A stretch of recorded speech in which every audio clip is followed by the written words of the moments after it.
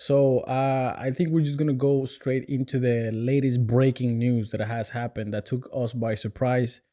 I was scrolling on Instagram and all of a sudden I saw that Daddy Yankee got a divorce, or he stated that he's finally finalizing his divorce with her wife, former ex-wife, former wife, Mileni. I think her name is Mileni. Yeah, What are your thoughts about his divorce and the whole context that he also did leave reggaeton for becoming a Christian and a preacher, and he's turned to religion? And a couple of months after his career as a priest in Puerto Rico, now he's actually getting a divorce. So that in the Christian community itself is a little bit troubling. So since you're into religion, I want to hear your thoughts about the news and about the whole context of the news of Daddy Yankee's divorce. First and foremost, I think this is very sad that he's getting a divorce. In one hand, it's very sad because, as you have seen throughout the years, Daddy Yankee was the one artist that had his wife since he was 17. Correct. He was basically a role model for a lot of guys.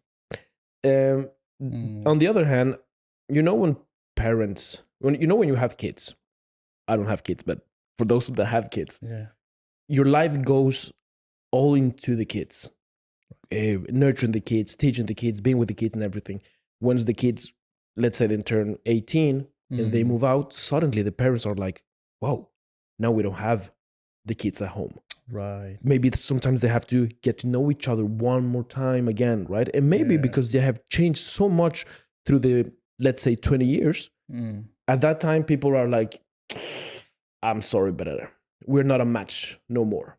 I think that may be one of the things that happened with Daddy Yankee and his wife, because they get together when they're 17, they're kids, they're basically kids. And Daddy Yankee blows up to be the founder of reggaeton and a global.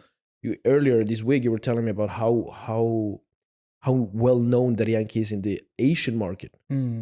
Like, he has a song with, I think it's 5 billion views on YouTube. Yeah, even more than that. Even more. So when he decides to retire, now suddenly it's like losing that kid, because maybe his wife, she had to be okay with everything that went into his life of being like the reggaeton king.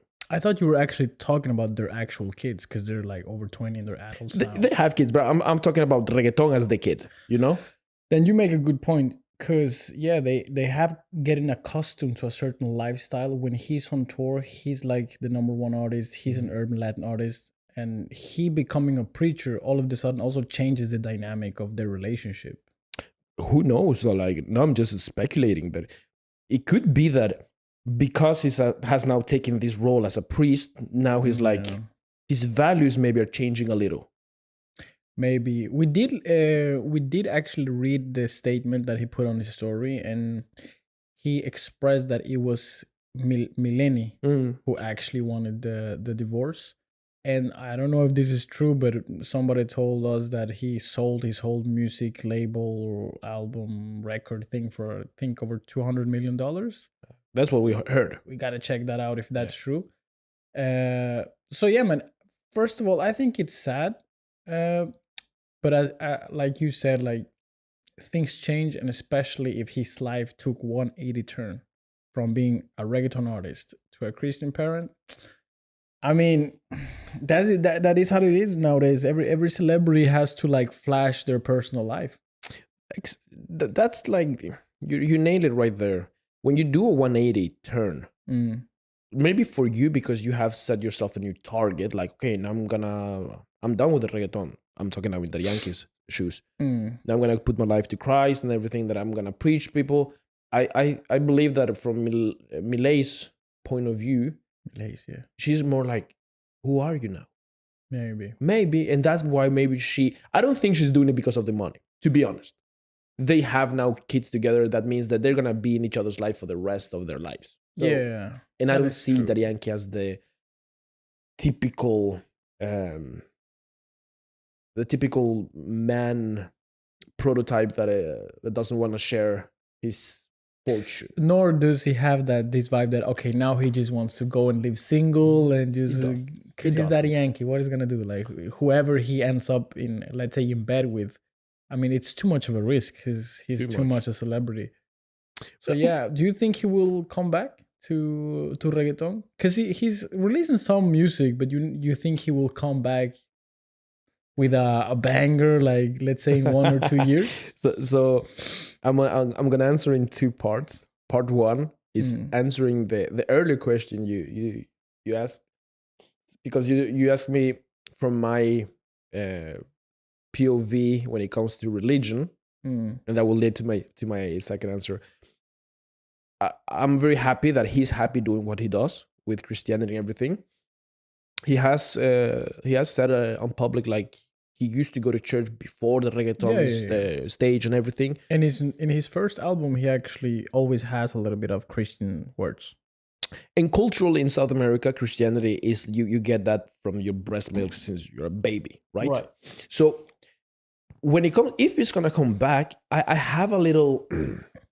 I don't think you can just take away the streets. You cannot take away el caserío from Daddy Yankee. El barrio. Even though you become the greatest Christian, there's still a little hood inside of you.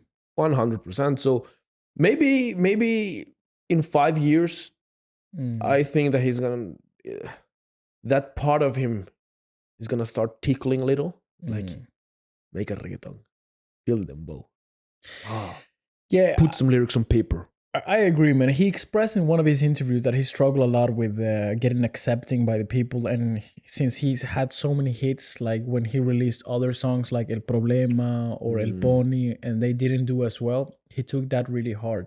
And then he also said that there's so many new artists coming out now. So he basically said that now it was his time to actually go away because the music landscape is too saturated, is what he said. And I think maybe he lost a little bit of confidence in himself because he didn't want to like have a steady decline. He just wanted to go when basically his career was on top, which is a good strategy.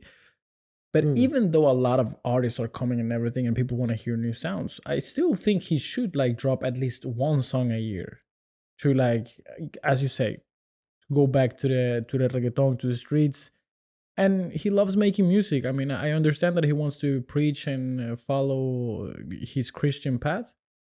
But I think you can be Christian and also make reggaeton. I don't know why Hector El Father and Farruko, everybody that wants to become a Christian, cannot, they need to like step full away. Do you think a Christian person, if they're going to be authentically Christian, can they do reggaeton at the same time? Or do you think that music is too like anti-religion? That's a very interesting question right there. You got 2 minutes to answer. Go. I don't think you can. Let me explain why.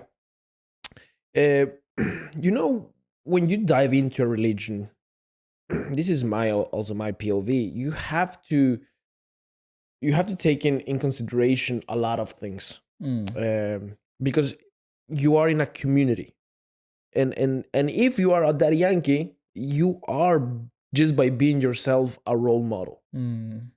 Also, as Hector El Father was in his time, he was a role model. Everybody knew who he was. So it is a lot easier to see the flaws for those people compared to regular Christian people that are not famous.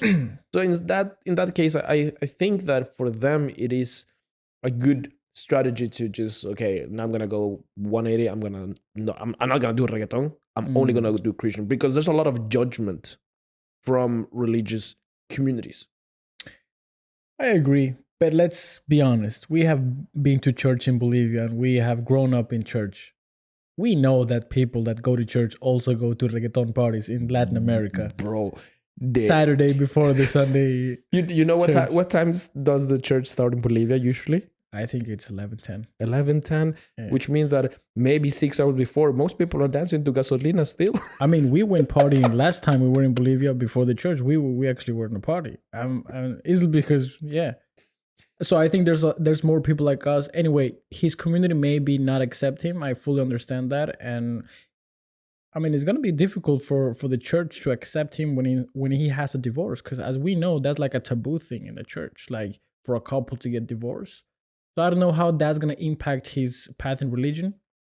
But yeah, I hope he really continues doing what he does and what he likes. But I would like to hear some music for him. Maybe next year, or as a bonus surprise or something.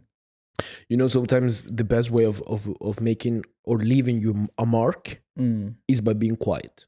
True. So maybe I don't believe that he felt or that he lost confidence because he was the king for so many years that yes, the music is saturated. He did express that. He admitted in the interview.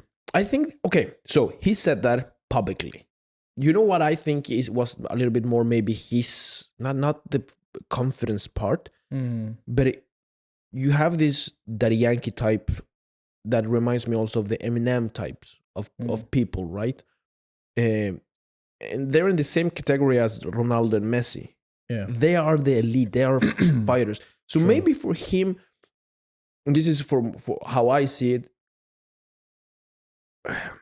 maybe he expressed that he lacked confidence or he lost a little bit. But I think the game changed a lot. Yeah, definitely. So it changes. When the game because the game always changes. Like the industry is always changing. Maybe the industry will change a little bit now that it's very saturated. And when he sees that spot, like, okay, somebody has to, as we spoke in the first podcast, be the flag carrier one more time, he will come back. Yeah, I mean, he's still got a fan base, so I think whatever he does, he will always have his fan base. But now that we're done at Yankee, because before I reset the clock, I would like to hear your thoughts and explain to people a little bit about what is Daddy Yankee doing besides the Christian part, because and tell them how you see it. And also, if you have any tips, because he's been producing some stuff.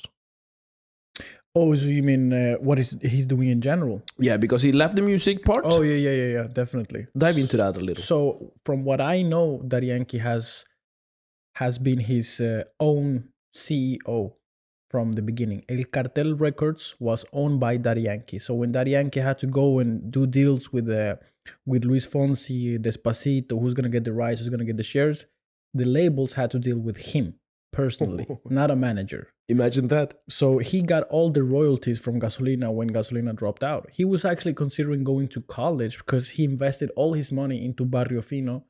And he said, if this doesn't work out, fuck it, I'm going to go and study. I'm going to be something, a lawyer, accountant.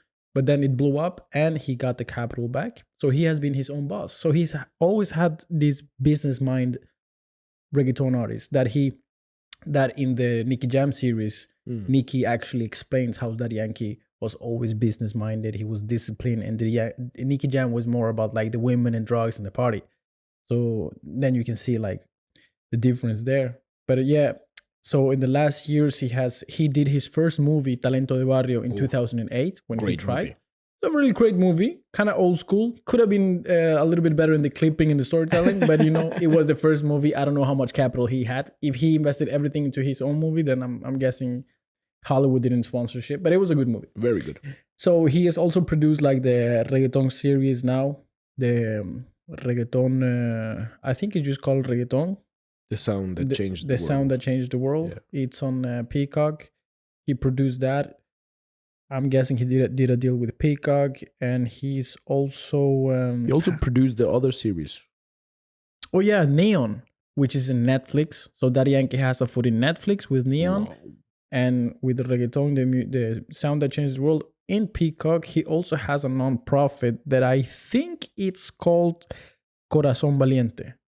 Braveheart. Yeah. I think he has that foundation. He has that foundation for a long time. Plus, he has El Cartel Records, which he also has a couple of artists. Not being that successful with his own artists, I'm gonna be honest with you. But yeah, he expressed that he's gonna be in the music production. He's gonna be in the movie production. He's gonna do a little bit more business moves in the future. So maybe that's why he also are gonna take a step back. Yeah, my last thought on this with Daddy Yankee.